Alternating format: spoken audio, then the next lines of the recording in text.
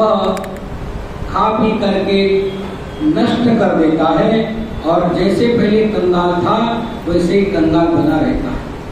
ये दृष्टांत है।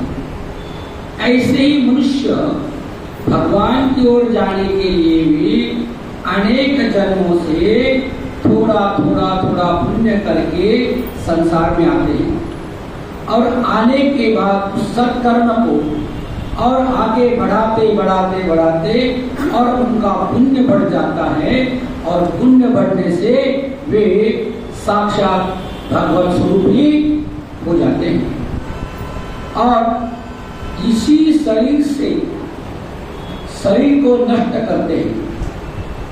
कैसे? दृष्टांत, एक व्यक्ति जंगल जा रहा था, उसके पैर में कांटा चुभा। अब कांटा चुभा है, कांटा घुस गया है, तो कांटा कैसे निकलेगा? उस कांटे को निकालने के लिए भी वह कांटा ढूंढता है। अरे भाई, आपके पैर में कांटा है, दूसरा कांटा क्यों ढूंढ रहे हैं? बोले नहीं, जो पैर में कांटा चुभा हुआ है उससे मुझे दर्द हो रहा है, उस दर्द को मिटाने के लिए मैं दूसरा कांटा ढूंढ रहा हूँ और वो कांटा ढूंढ करके इस पैर के कांटे को निकाल दूं तो मेरा कष्ट और दुख समाप्त होगा।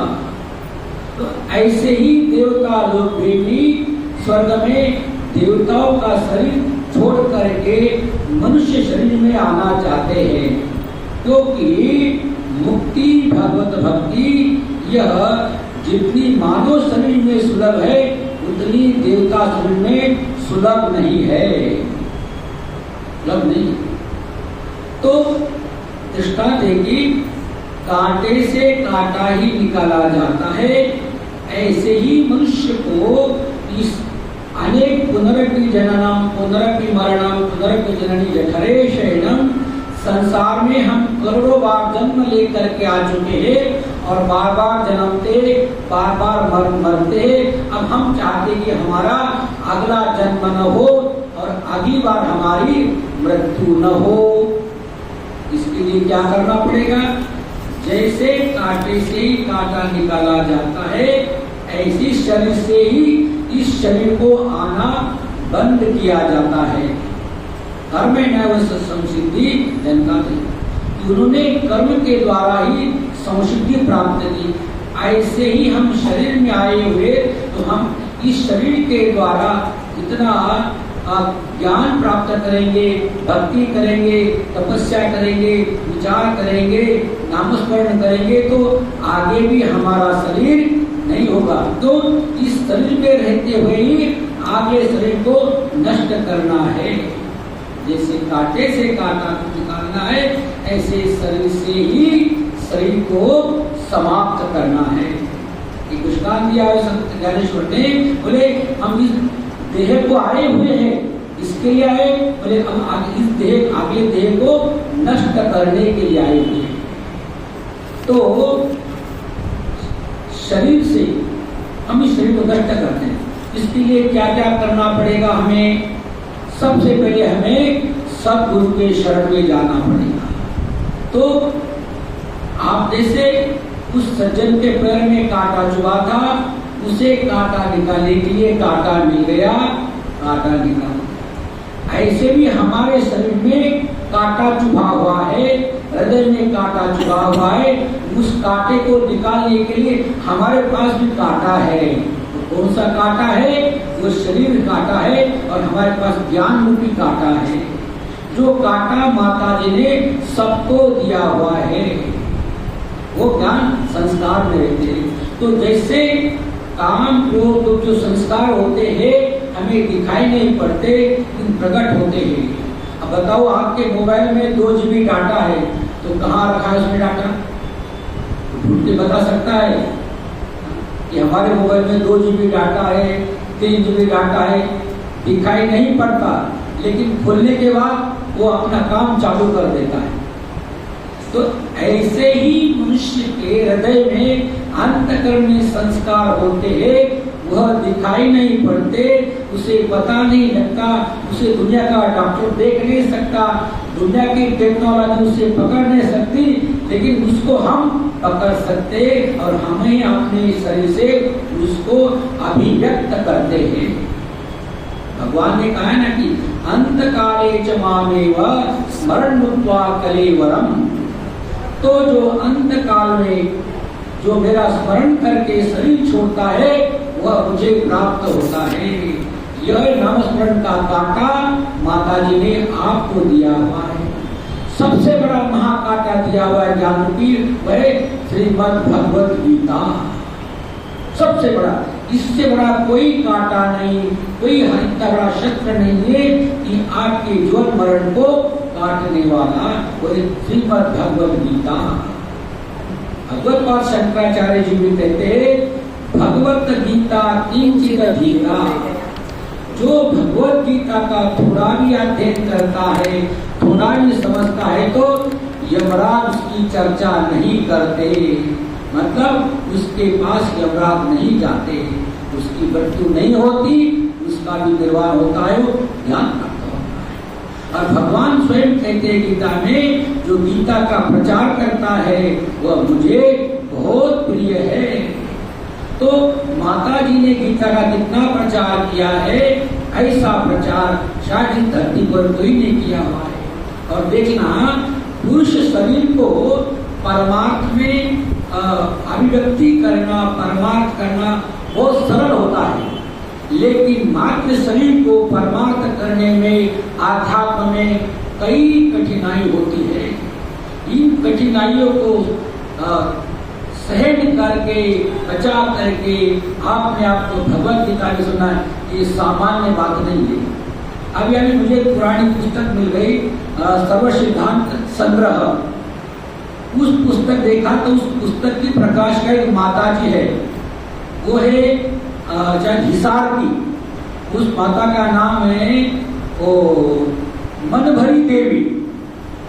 वो काशी से उसने पुस्तक 1960 में प्रकाशित कराई, और बाद में उनके एक और पुस्तक मिल गई कविता, वो हरिद्वार में दशनाम के बगल में कमलदास कुटिया में रहती थी। तो 6 महीने कमलदास कुटिया में रहती थी और 6 महीने वह हिसार में रहती थी। तो देखो कितनी ब्रह्मज्ञानी माता होगी वो, जिन्होंने वेदांत का जो सिद्धांत संग्रह प्रकाशित किया हुआ है। तो कहने का मतलब ऐसी ऐसी पुण्यात्मा माता होती है, वो संसार में आकर के जो मदरसा कहते, जिस मदरसा ने आपके 2 पुत्रों को ज्ञान दिया, लेकिन माता मदरसा ने हजारों को हमें ज्ञान दिया हुआ है। ये तो महामदरसा माता है, हमारी माता जी महामदरसा है। एक मदरसा ने आपके 2 पुत्र को लिए ही लोरी गाया, 2 पुत्र को ही अध्यात्म सिखाया, लेकिन हमारी माता जी ने, महामदरसा माता ने हम सबको गीता पकड़ा दिया। हम बचपन सोचते थे गीता ग्रंथ कैसा होगा, गीता में क्या लिखा हुआ है, गीता हम पढ़ सकते सोचते थे, लेकिन आज सबके हाथ में गीता है। ये सामान्य बात नहीं है। गीता का एक श्लोक भी किसी को आता है, एक श्लोक भी याद करता है, उच्चारण आता है, ये सामान्य बात नहीं है। एक बॉम्बे में पांडुरंग शास्त्री आठवले हो गए, उनकी 3 पीढ़ियां है, 90 साल से वो गीता का ही प्रचार करते हैं। वो कहाँ प्रचार करते हो, अब समुद्र किनारे सब वही लोग होते हैं, वो मच्छीमार काम करने वाले, तो उनको ले जाकर के गीता पढ़ाना शुरू कर दिया उन्होंने। बोले हम तो ये पाप का काम करते हैं, ये करते हैं, हम संसारी है, हम गीता का श्लोक कैसे पढ़ेंगे। उन्होंने कहा नहीं, आप किसान हो, सब कुछ हो करो, आप कोई पाप का काम नहीं करते, आप अपने बाप का काम करते हैं, पितृ परंपरा का काम करते हैं। आप गीता का एक श्लोक पढ़िए। भगवान ने कितना काम किया, भगवान ने, तुम तो मछली मारते हो, अर्जुन ने कितने लोगों को मारा, अरे ज्ञानियों को मारा, ध्यानियों को मारा, योगी को मारा, सबको मार दिया, मारा के नहीं। फिर भी अर्जुन को पाप नहीं लगा। बोले क्यों, उसने गीता सुनी थी। इसीलिए आप लोग भी, चाहे मच्छी मार हो समुद्र किनारे, कोई बात नहीं है, लेकिन गीता पढ़ो, तो वो लोग भी गीता पढ़ करके ज्ञानी। तो कहने का मतलब माता जी ने हमें इस शरीर को नष्ट करने के लिए, इस शरीर को दोबारा न आने के लिए ये हमें गीता ज्ञान रूपी शस्त्र दिया हुआ है, गीता ज्ञान रूपी कांटा दिया हुआ है। और ये हमारी माता नहीं, महामदनसा माता है। माता जी ने हजारों का कल्याण किया हुआ है। ये प्रशंसा की बात नहीं है, स्तुति की बात नहीं, वस्तु स्थिति है। एक माता के द्वारा इतना बड़ा काम होना इस सामान्य बात नहीं है। इतना बड़ा क्यों? उसके पीछे क्या है कारण? माता जी की अनंत जन्म की तपस्या और कैलाश पीठाधीश्वर सिद्ध के जैसे शास्त्री जी महाराज ने गुरु मिले।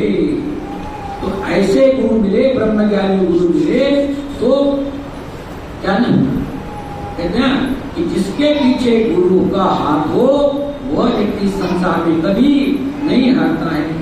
शास्त्री जी महाराज की महत्ता बहुत कितनी थी, बहुत लोग जानते। मुझे अभी 10 दिन से एक सज्जन बार बार फोन कर रहा है, बोले महाराज जी मैंने ऋषिकेश के आसंगानंद जी महाराज है, प्रमाण कीर्तन के महामंडलेश्वर, उन्होंने शास्त्री जी के प्रवचन सुने हुए। उन्होंने कहा बेटा तुम शास्त्री जी के द्वारा सागर सेतु नाम की पुस्तक है वो जरूर पढ़ लेना, आपका उद्धार होगा। मुझे 15 दिन से बार बार फोन कर रहा है। आश्रम में पुस्तकें समाप्त हो गई है।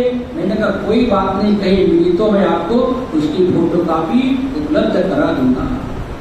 ये माता जी का व्यक्तित्व, प्रतित्व, महत्व और प्रभुत्व सब कुछ होते हुए भी माता जी ने अपने को एक गुरु का सेवक माना, गुरु आज्ञा मान करके इतना बड़ा सत्संग होन खड़ा कर दिया।